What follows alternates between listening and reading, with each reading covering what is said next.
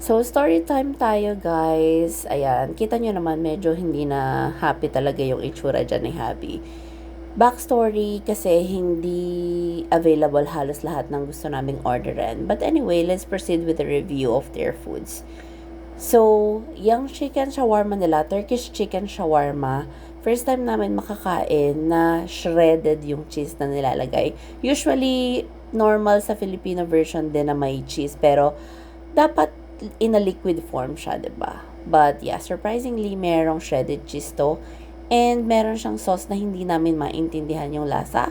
And nangingibabaw yung repolyo na nasa loob niyan. Second, bumawi naman sila dito sa kanilang lassi. Nag-request kami ng salty na version ng lassi and it's good. Next, yung kanilang parata with cheese. Nakakalungkot kasi ni hindi man lang natunaw yung pagka-cheese niya. As in, lasang-lasa mo na buo pa yung shredded na cheese na ginamit nila. Feeling ko, ewan ko ba, basta craft yata yung ginamit nila.